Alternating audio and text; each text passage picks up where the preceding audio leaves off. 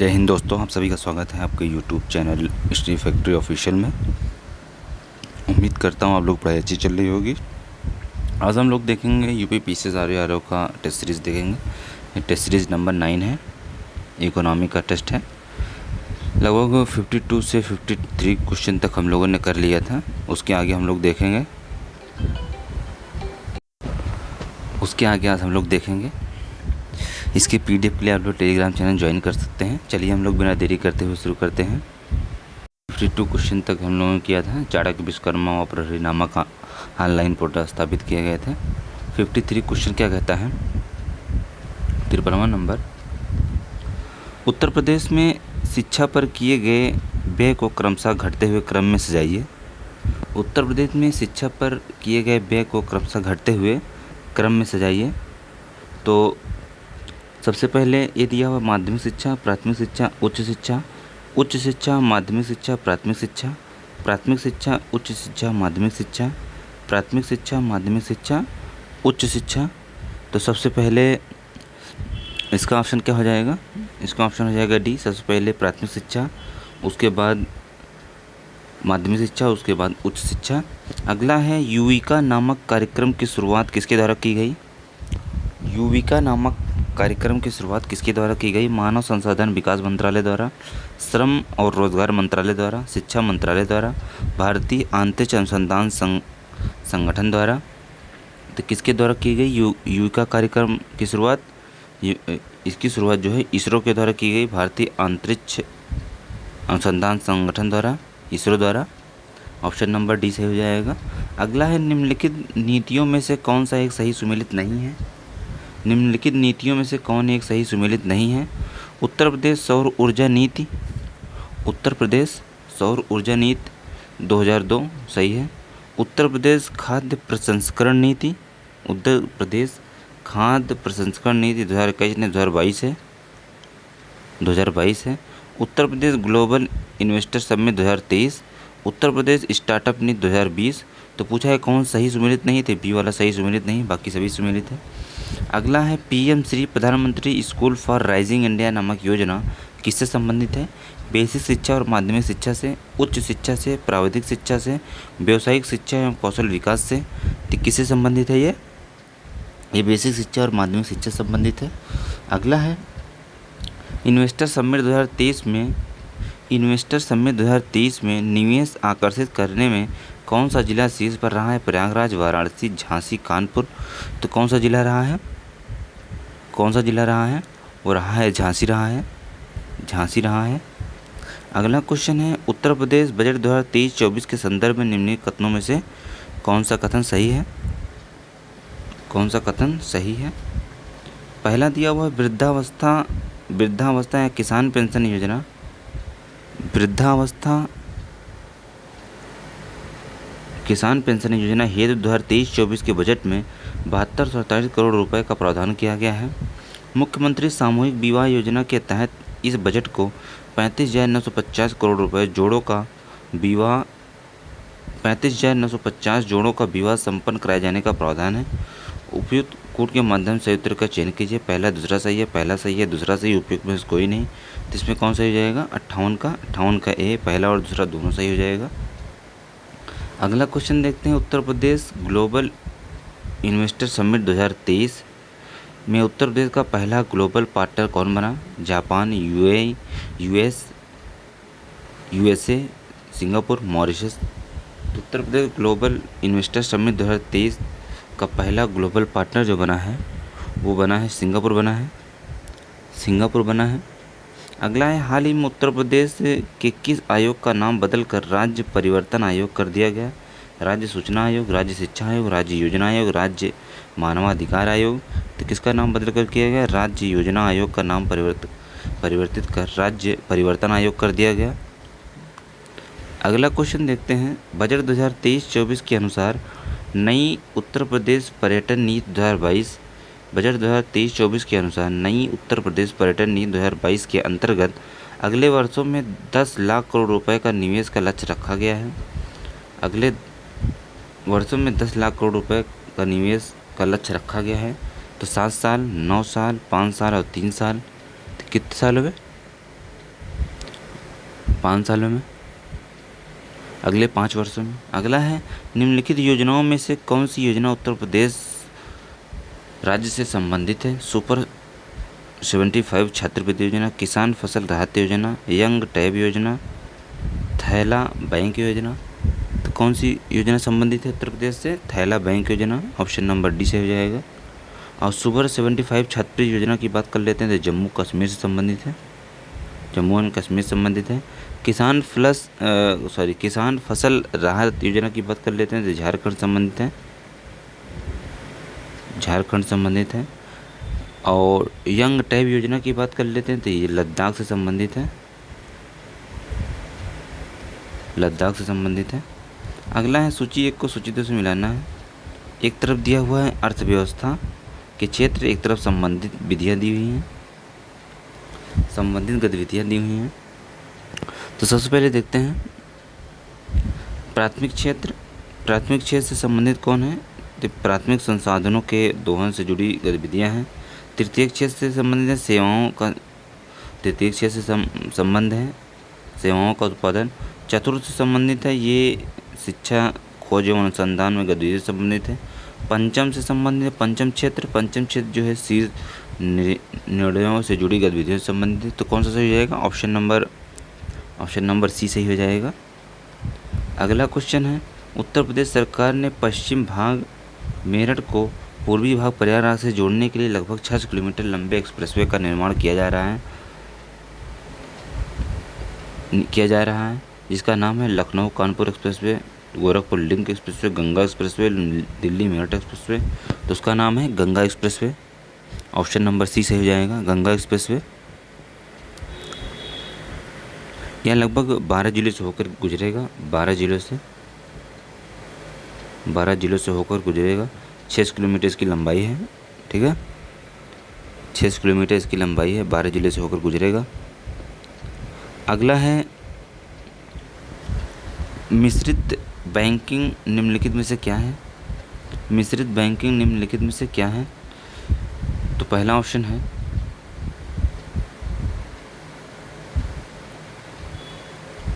मिश्रित बैंकिंग निम्नलिखित में से क्या है? तो पहला ऑप्शन है जब वाणिज्यिक और निवेश बैंकिंग की गतिविधियां एक साथ करते हैं, जब बैंक थोक और खुदरा बैंकिंग की गतिविधियां एक साथ करते हैं, जब बैंक ऑनलाइन और ऑफलाइन बैंकिंग गतिविधियां एक साथ करते हैं, जब बैंक वाणिज्य और बीमा गतिविधियां एक साथ करते हैं। तो मिश्रित बैंकिंग क्या है? जब वाणिज्यिक और निवेश बैंक की गतिविधियां एक साथ करते हैं, ऑप्शन नंबर ए। अगला है भारत में पोषक तत्व पर आधारित सब्सिडी कब शुरू की गई? 2011, 2010, 2012, 2014। तो कब शुरू की गई थी? वो 2010 में शुरू की गई थी, ऑप्शन नंबर बी सही हो जाएगा, ऑप्शन नंबर बी सही हो जाएगा। अगला है निम्नलिखित में से क्या एक संपत्ति या सुरक्षा से संबंधित जोखिम काम करने के लिए एक निवेश है? हेजिंग, अटकलबाजी, अंतःकरण, आर्बिट्रेज, सट्टेबाजी।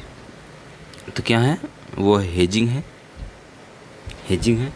अगला है इनमें से कौन सा राजकोषीय उत्तरदायित्व और बजट प्रबंधन अधिनियम 2003 में निर्धारित नहीं किया गया था?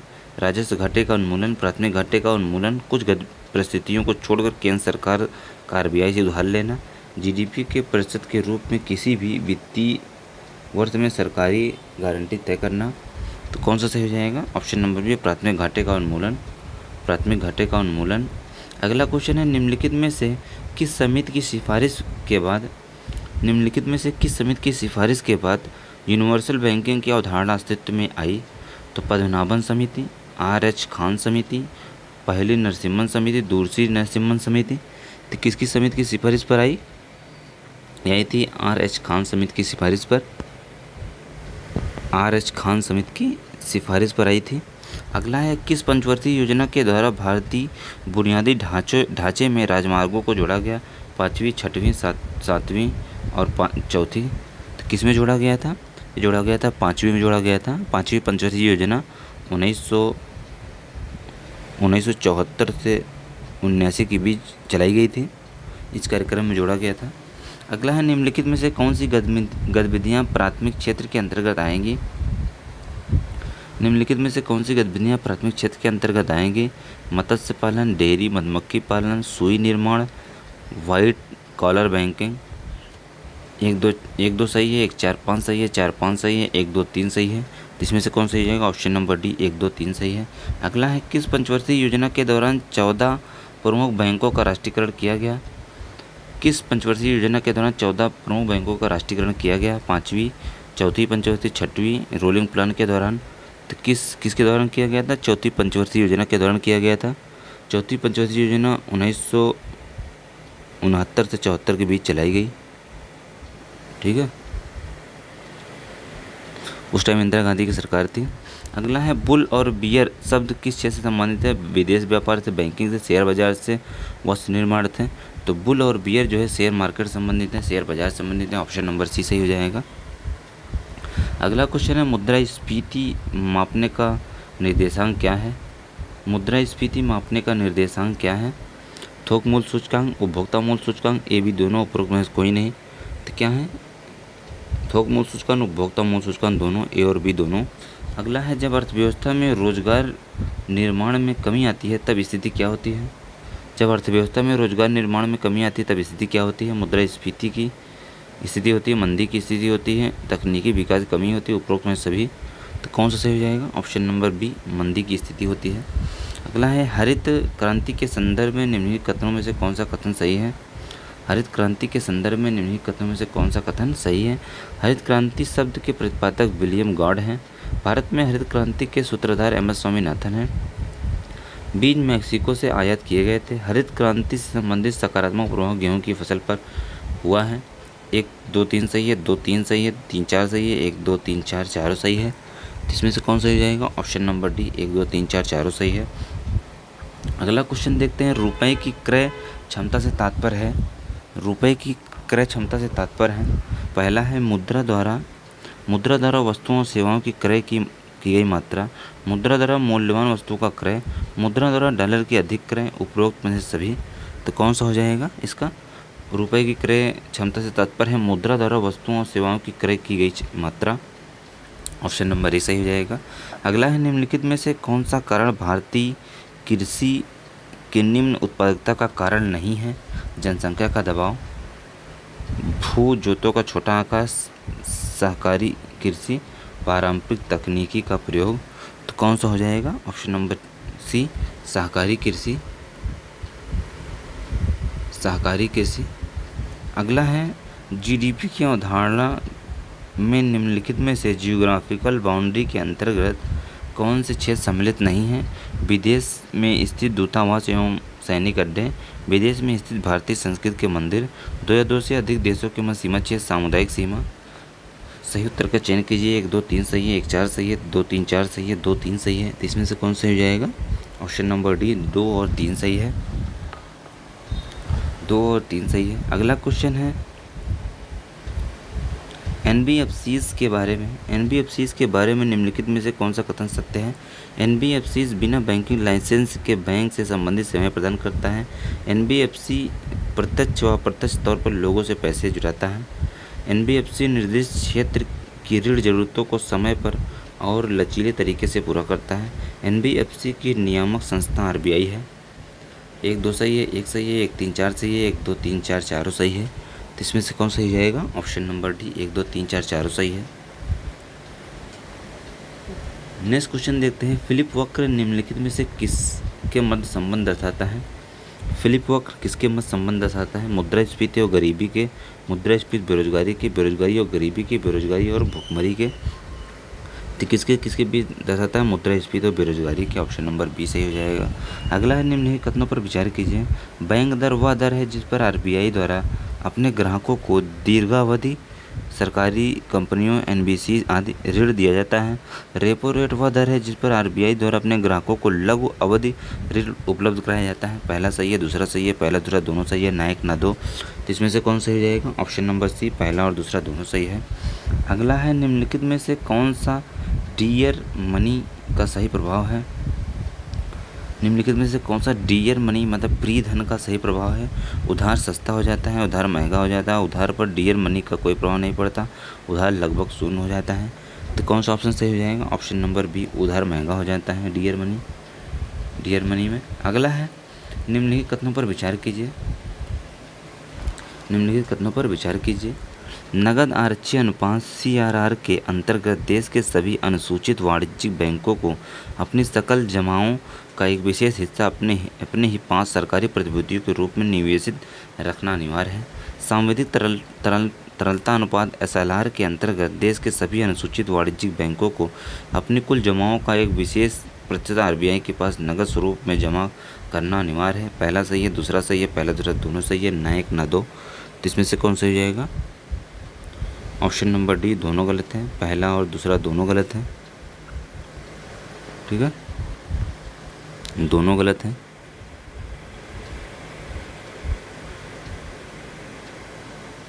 इसमें उल्टा दिया हुआ है, जो RBI के पास रखना पड़ता है वो CRR है, और जो खुद के पास रखना पड़ता है वो SLR है।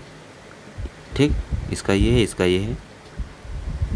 अगला क्वेश्चन है, बैंक दर में वृद्धि निम्नलिखित में से क्या दर्शाता है? बैंक दर में वृद्धि निम्नलिखित में से क्या दर्शाता है? तरलता में वृद्धि, ब्याज दरों में वृद्धि, ब्याज दरों में कमी, मुद्रास्फीति में कमी। तो क्या दर्शाता है? ब्याज दरों में वृद्धि। ऑप्शन नंबर बी सही हो जाएगा। अगला है, क्षेत्रीय ग्रामीण बैंकों के संबंध में निम्नलिखित कथनों पर विचार कीजिए।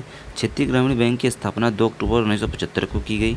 इसका उद्देश्य ग्रामीण इलाकों में बचत को बढ़ावा देना और वहाँ उत्पादक गतिविधियों में सहयोग देना है। उपयुक्त कथनों से कौन सा सही है? पहला सही है, दूसरा सही है, पहला दूसरा दोनों सही है, ना एक ना दो। तो इसमें से कौन सही हो जाएगा? ऑप्शन नंबर सी सही हो जाएगा, दोनों कथन सत्य हैं। ऑप्शन नंबर सी सही हो जाएगा, दोनों कथन सत्य हैं। अगला क्वेश्चन है, CRR में वृद्धि अर्थव्यवस्था का क्या प्रभाव डालेगी? CRR में वृद्धि अर्थव्यवस्था पर क्या प्रभाव डालेगी? तरलता में वृद्धि हो जाएगी, बैंकों की ऋण देने की क्षमता में वृद्धि, बैंकों की ऋण देने की क्षमता में कहीं उपरोक्त में से कोई नहीं। इसमें से कौन सा जाएगा? ऑप्शन नंबर सी, बैंकों की ऋण देने की क्षमता में कमी। अगला है, निम्नलिखित में से कौन सी संस्था रेजिडेक्स इंडिया इंडेक्स जारी करती है? नीति आयोग, राष्ट्रीय आवास बैंक, आवास एवं शहरी गरीबी उन्मूलन मंत्रालय। इनमें से कोई नहीं। तो कौन सा सही हो जाएगा? इनमें ऑप्शन नंबर बी, आवास, राष्ट्रीय आवास बैंक द्वारा जारी किया जाता है। अगला क्वेश्चन है, भारत सरकार की प्रथम पंचवर्षीय योजना किस पर आधारित थी? भारत सरकार की प्रथम पंचवर्षीय योजना किस पर आधारित थी? ले ओटिम इनपुट आउटपुट मॉडल पर, हैरोल्ड डोमर मॉडल पर, महालनोबिस 2 सेक्टर मॉडल पर, महालनोबिस 4 सेक्टर मॉडल पर। तो किस पर आधारित थी ये जो है हैरोल्ड डोमर मॉडल पर आधारित थी प्रथम पंचवर्षीय योजना। अगला है, निम्नलिखित में से कौन सही सुमेलित नहीं है? एक तरफ योजना दी है, दूसरी तरफ वर्ष दिया हुआ है, कौन सुमेलित नहीं है? पाँचवीं पंचवर्षीय योजना 1961 से 66 नहीं है, 1974 से 1979 तक की अवधि है। ठीक है, 8वीं 25 1992 है, 11वीं 2007 से 12 है, 12वीं 12 से 17 है। सभी सही है, तो पहला ऑप्शन गलत है, ऑप्शन नंबर ए। अगला क्वेश्चन है, बाजार में श्रम की आपूर्ति निम्नलिखित में से किस पर निर्भर करती है? बाजार में श्रम की आपूर्ति निम्नलिखित में से किस पर निर्भर करती है? श्रम बार में जनसंख्या के अनुपात, प्रत्येक व्यक्ति द्वारा कार्य किए गए कुल घंटों की संख्या, जनसंख्या का आकार, उपरोक्त में सभी। इसमें कौन सही जाएगा? ऑप्शन नंबर डी सही हो जाएगा, उपरोक्त में सभी। अगला है, किसी क्षेत्र में फसलों की स्थानिक व्यवस्था निम्नलिखित में से क्या कहलाती है? फसल प्रतिरूप, भूमि स्थलाकृति, फसल व्यवस्था, फसल संरेखण। तो क्या कहलाती है? ये फसल प्रतिरूप कहलाती है, ऑप्शन नंबर ए सही हो जाएगा। अगला है, सूची 1 को सूची 2 से मिलाना। एक तरफ दिया हुआ है समिति, दूसरी तरफ दिया हुआ है संबंधित क्षेत्र। एक तरफ समिति है, दूसरी तरफ संबंधित क्षेत्र है। तो वागुल समिति किससे संबंधित है? भारत में मुद्रा बाजार संबंधित है। राजस्व चलैया समिति किससे संबंधित है? कर सुधार से संबंधित है। तारापुर समिति किससे संबंधित है? पूंजी खाता परिवर्तनीयता संबंधित है। नरसिम्हन समिति किससे संबंधित है? वित्तीय क्षेत्रों में सुधार से संबंधित है। तो कौन सा ऑप्शन सही होगा? ऑप्शन नंबर सी सही हो जाएगा, ऑप्शन नंबर सी सही हो जाएगा। अगला क्वेश्चन देखते हैं, निजी कंपनियों और PSU के लिए क्रमशः सेबी द्वारा अनिवार्य न्यूनतम सार्वजनिक शेयरधारिता क्या है? 75 से 90%, 90 से 75%, 10 से 25%, 25 से 10%। तो किससे संबंधित है? शेयर बाजार धारिता क्या है? ऑप्शन नंबर डी से हो जाएगा 25 और 10% है, 25% और 10% है। सेबी द्वारा अनिवार्य न्यूनतम सार्वजनिक धारिता 25% और 10% है। अगला है, भारत में बैंकिंग क्षेत्र के संबंध में निम्नलिखित कथनों में से कौन सा कथन सही नहीं है? वर्तमान में भारत में 12 राष्ट्रीयकृत बैंक हैं। विदेशी बैंक और क्षेत्रीय ग्रामीण बैंक अनुसूचित वाणिज्यिक बैंकों की श्रेणी में नहीं आते हैं। बैंकों को अपनी बचत बैंक जमा ब्याज दरों को विनियमित करने की स्वतंत्रता है। नरसिम्हन समिति बैंकिंग क्षेत्र के सुधार से संबंधित है। इसमें पूछा कौन सही नहीं है, तो कौन सा सही नहीं है? ऑप्शन नंबर बी जो है सही नहीं है, बाकी सभी सही है। अगला है, वित्तीय वर्ष 2021-22 में भारत का सबसे बड़ा व्यापार साझेदार देश कौन सा है? चीन, संयुक्त अरब अमीरात, संयुक्त राज्य अमेरिका, सऊदी अरब। तो कौन है? संयुक्त राज्य अमेरिका है। ग्रामीण सड़क संपर्क के सुधार के लिए प्रधानमंत्री ग्राम सड़क योजना किस वर्ष प्रारंभ की गई? 2001, 1998, 2000, 1999। तो कब प्रारंभ की गई? 2000 में प्रारंभ की गई। प्रधानमंत्री ग्राम सड़क योजना 2000 में प्रारंभ की गई। अगला क्वेश्चन है, कृषि और संबद्ध क्षेत्रों में अनुसंधान कार्य योजना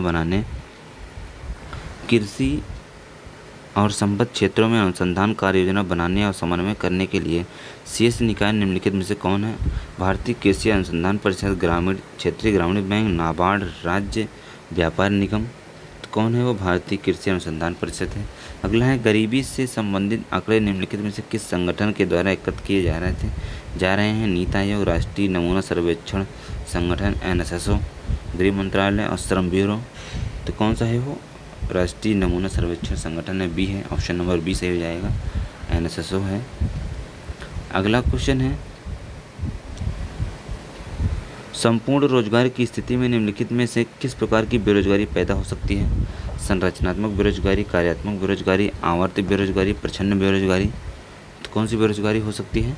आवर्ती बेरोजगारी। ऑप्शन नंबर सी सही हो जाएगा। अगला है, माल्था जनसंख्या सिद्धांत के अनुसार जनसंख्या की वृद्धि दर होती है गुणोत्तर, समांतर, वृद्धात्मक, नकारात्मक। तो कौन सी होती है? गुणोत्तर होती है। ऑप्शन नंबर ए सही हो जाएगा। अगला है, न्यू डेवलपमेंट बैंक NBD के संबंध में निम्नलिखित कथनों पर विचार कीजिए। NDB का उद्देश्य ब्रिक्स व अन्य विकासशील देशों और उभरते बाजारों में सतत विकास परियोजनाएं एवं बुनियादी ढांचा परियोजनाओं को वित्त पोषित करना है। NDB की स्थापना के लिए हस्ताक्षर 2012 नई दिल्ली में चौथे ब्रिक्स सम्मेलन में किया गया। उपरोक्त कथनों में से सही है? पहला सही है, दूसरा सही है, पहला दूसरा दोनों सही है, ना एक ना दो। जिसमें से कौन सही जाएगा? Option number A. पूछा है कौन सा कथन सत्य है?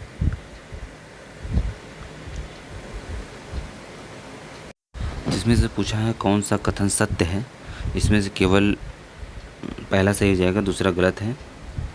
अगला है, कॉल मनी अधिकतम कितनी अवधि के लिए उधार ली जाती है?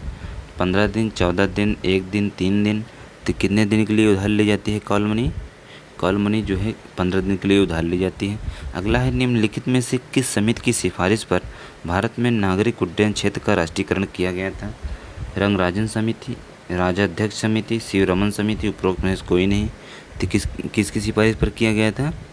वो राजाध्यक्ष समिति की सिफारिश पर किया गया था 1953 में। अगला है, उत्तम पोर्टल किस मंत्रालय से संबंधित है? उत्तम पोर्टल किस मंत्रालय से संबंधित है? वाणिज्य मंत्रालय, कोयला मंत्रालय, टेलीकॉम मंत्रालय, मानव संसाधन एवं विकास मंत्रालय। किस मंत्रालय से संबंधित है? कोयला मंत्रालय से संबंधित है। अगला है, राष्ट्रीय दूरसंचार नीति की घोषणा किस वर्ष की गई? राष्ट्रीय दूरसंचार नीति की घोषणा किस वर्ष की गई? 2010, 2011, 2012, 2013। तो किस वर्ष की गई? 2012 में की गई। ऑप्शन नंबर सी सही हो जाएगा, 13 मई 2012 को। 13 मई 2012 को की गई। वाणिज्यिक बैंक RBI के किस दर पर पैसे उधार लेते हैं? विनिमय दर, बैंक दर, रेपो दर, रिवर्स रेपो दर। तो किस पर लेते हैं? रेपो दर पर लेते हैं। ऑप्शन नंबर सी से हो जाएगा। अगला है, जननांकी लाभांश से तात्पर्य है? जननांकी लाभांश से तात्पर्य है जनसंख्या में शिक्षित लोगों की अधिकता, जनसंख्या में कार्यकारी जनसंख्या की अधिकता, जनसंख्या में शिक्षित एवं स्वस्थ व्यक्तियों की अधिकता। उपरोक्त में से कोई नहीं। तो इसमें से कौन सही हो जाएगा? ऑप्शन नंबर बी सही हो जाएगा। जनसंख्या में कार्यकारी जनसंख्या की अधिकता जननांकी लाभांश से तात्पर्य संबंधित है। RBI का राष्ट्रीयकरण किस वर्ष किया गया? 1934, 1935, 1949, 1950। तो कब किया गया? ये किया गया 1949 को, ऑप्शन नंबर सी सही हो जाएगा। 1949 को किया। आरबीआई की स्थापना की बात कर लेते हैं तो 1 अप्रैल 1935 को इसकी स्थापना की गई थी। ठीक है। अगला क्वेश्चन है औद्योगिक सुधार नीति 1991 के अधीन उठाए गए प्रमुख कदमों के संबंध में विचार कीजिए। औद्योगिक लाइसेंस प्रथा की समाप्ति, आयात शुल्क में कमी लाना, बाजार की शक्तियों द्वारा विनिमय दर का निर्धारण, पूंजी बाजार का उदारीकरण। उपरोक्त के संबंध में निम्नलिखित कूट के आधार पर सत्य कथन की पहचान कीजिए। 1 4 सही है, 2 3 सही है, 1 3 सही। उपरोक्त में सभी सत्य हैं, तो इसमें से कौन सही जाएगा? ऑप्शन नंबर डी, उपरोक्त में सभी सत्य हैं। अगला क्वेश्चन है कॉल मनी मार्केट क्या होता है? कॉल मनी मार्केट क्या होता है?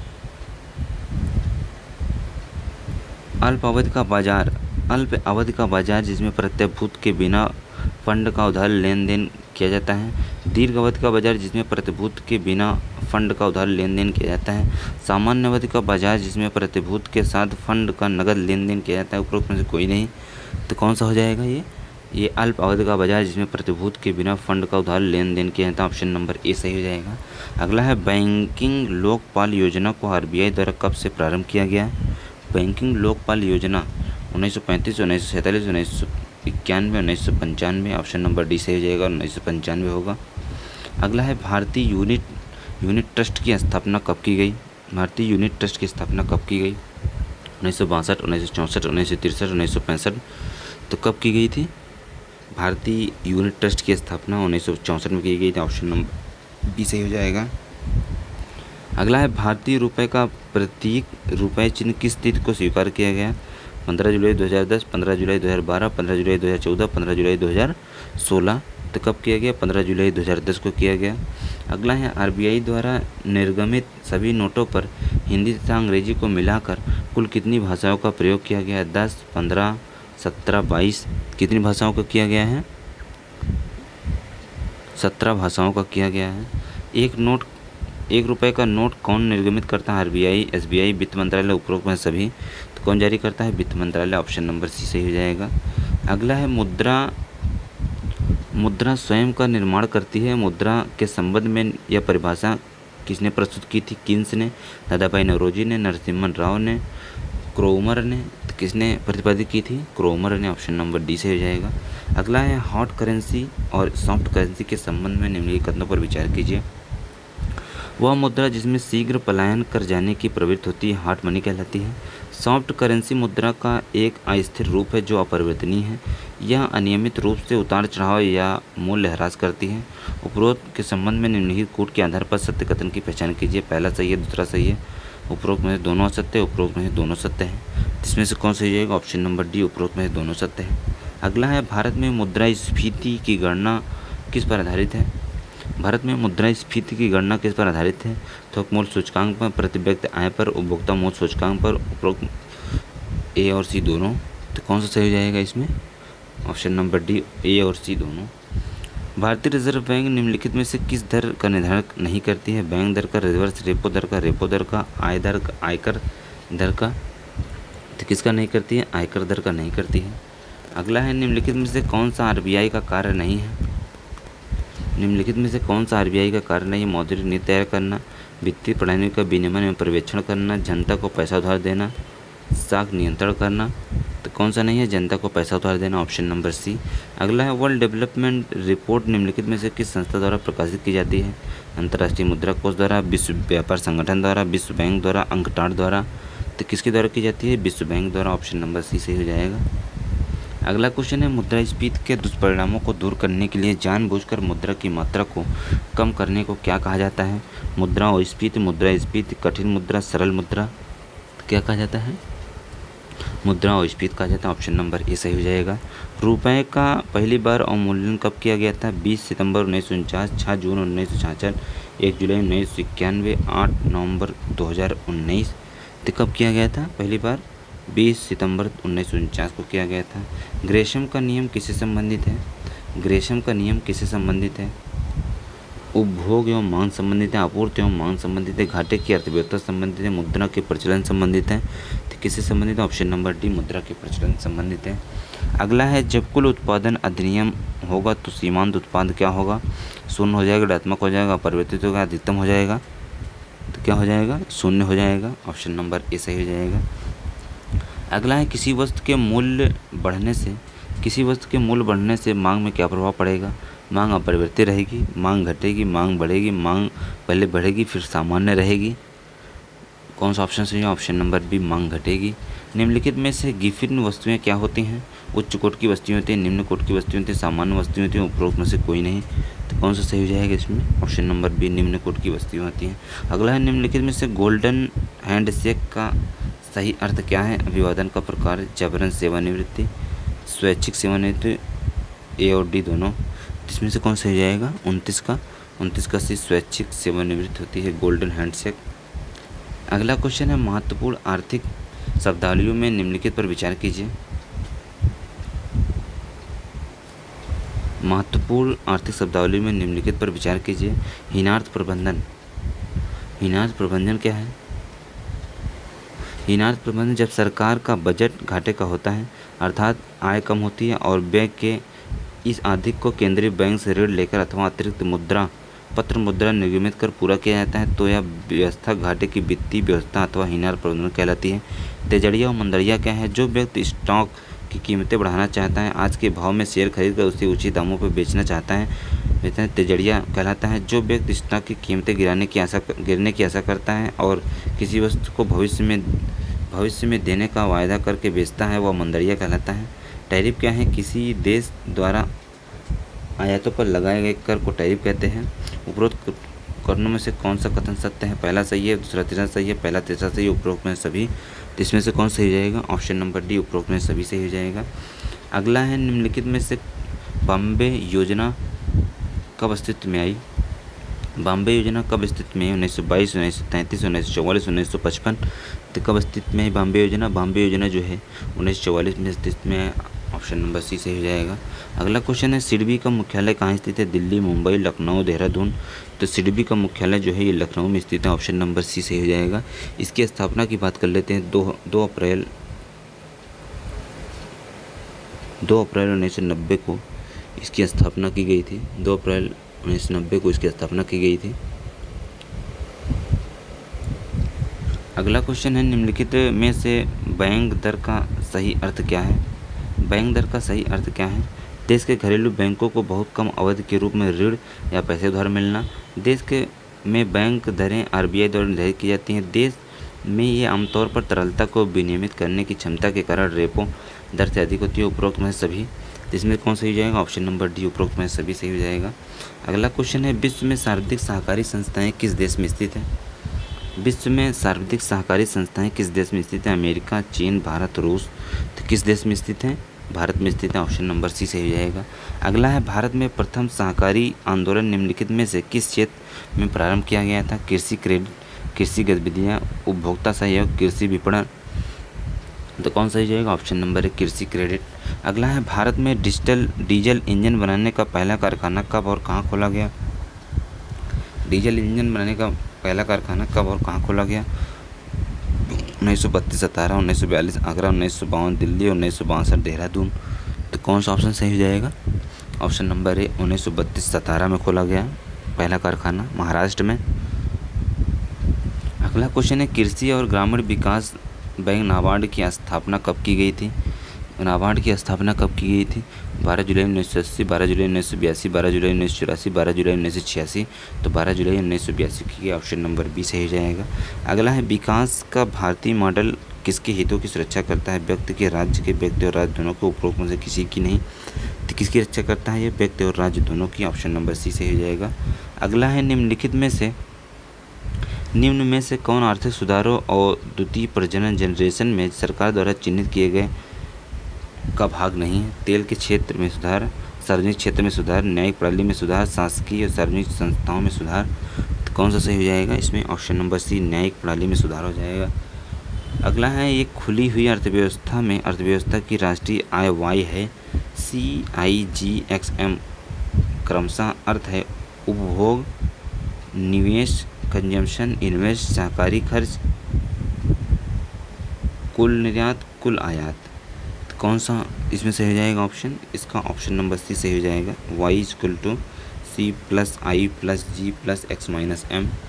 ऑप्शन नंबर सी सही हो जाएगा, फार्मूला है वो। अगला क्वेश्चन है, निम्नलिखित कथनों में से कौन सा कथन सत्य है? आर्थिक विकास की अवधारणा आर्थिक समृद्धि की अवधारणा से अधिक व्यापक है। आर्थिक विकास एक मात्रात्मक मापक है, जबकि आर्थिक समृद्धि गुणात्मक मापक है। पहला सही है, दूसरा सही है, पहला दूसरा दोनों सही, उपरोक्त में से कोई नहीं। तो कौन सा सही है? ऑप्शन नंबर है, केवल पहला सही है। गांधी योजना किसके द्वारा तैयार की गई थी? गांधी योजना किसके द्वारा तैयार की गई थी? जवाहरलाल नेहरू द्वारा, श्रीमन नारायण द्वारा, श्री एम विश्वेश्वरैया द्वारा, श्री MAV राय द्वारा। तो किसके द्वारा तैयार की गई थी? श्रीमन नारायण द्वारा तैयार की गई थी। अगला है, व्यापारिक क्रियाओं में स्थिरता अथवा मंदी का आना किस प्रकार की बेरोजगारी के कारण आएगी? अंतर्गत आएगी चक्रीय बेरोजगारी, तकनीकी बेरोजगारी, संरचनात्मक बेरोजगारी, प्रच्छन्न बेरोजगारी। तो किस बेरोजगारी के अंतर्गत आती है? ये चक्रीय बेरोजगारी के अंतर्गत आती है। ऑप्शन नंबर ए सही हो जाएगा। अगला है, दंतेवाला समिति निम्नलिखित में से किससे संबंधित है? दंतेवाला समिति केंद्र राज्य संबंध है, बीमा सुधार से, वित्तीय सुधार से, बेरोजगारी अनुमान से। तो किससे संबंधित है? बेरोजगारी अनुमान से संबंधित है। ऑप्शन नंबर डी से हो जाएगा।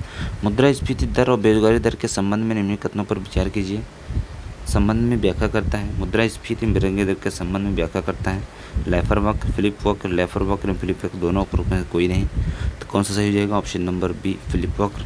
अगला है, जीवन की भौतिक गुणवत्ता सूचकांक किसके द्वारा विकसित किया जाता है? मॉरिस, UNDP, महबूबुल हक, ILO द्वारा। तो किसके द्वारा किया जाता है? ये मॉरिस के द्वारा। ऑप्शन नंबर ए सही हो जाएगा। अगला क्वेश्चन है, इनमें से किसने गरीबी निवारण के प्रभावपूर्ण अस्त्र के रूप में स्वयं सहायता समूह के विचार को दिया है? अमर्त्य सेन, मोहम्मद यूनिस, S चक्रवर्ती, वेंकैया नायडू। तो किसने दिया है? वो मोहम्मद यूनिस ने दिया है। सेल्फ हेल्प ग्रुप, स्वयं सहायता समूह के विचार को दिया था। अगला है, PL 480 समझौता किससे संबंधित है? विनिमय दर को अस्थायी करने के संदर्भ में, मुद्रास्फीति को नियंत्रित करने के संदर्भ में, तेल एवं गैस के आयात करने के संदर्भ में, गरीबी निवारण के लिए खाद्य सहायता लेने के संदर्भ में। तो इसमें से कौन सी जाएगा? ऑप्शन नंबर डी से हो जाएगा, गरीबी निवारण के लिए खाद्य सहायता लेने के संदर्भ में। अगला क्वेश्चन है, विश्व आर्थिक संभावना report, global economic prospect report अवधि के रूप में निम्नलिखित में से कौन जारी करता है? एशियन विकास बैंक, यूरोपीय पुनर्निर्माण एवं विकास bank, US federal reserve bank, विश्व बैंक। कौन जारी करता है? विश्व बैंक जारी करता है। ऑप्शन नंबर डी से हो जाएगा। अगला है, गांधीवादी और मार्क्सवादी के बीच एक समान सहमति पाई जाती है, निम्नलिखित में से कौन सा सही है? एक अंतिम लक्ष्य के रूप में राज्यविहीन समाज, वर्ग संघर्ष, निजी संपत्ति की समाप्ति, आर्थिक नियतिवाद। तो कौन सा जाएगा? ऑप्शन नंबर ए सही हो जाएगा। इस तरीके से हम लोगों ने 150 क्वेश्चन 20,000 का इकोनॉमी का किया। उम्मीद करता हूँ वीडियो पसंद आई। वीडियो को लाइक कीजिए और चैनल को सब्सक्राइब कीजिए। इसकी PDF के लिए टेलीग्राम चैनल ज्वाइन कर सकते हैं। जो भी नए हों चैनल को सब्सक्राइब कर लें और टेलीग्राम चैनल ज्वाइन कर लें। धन्यवाद।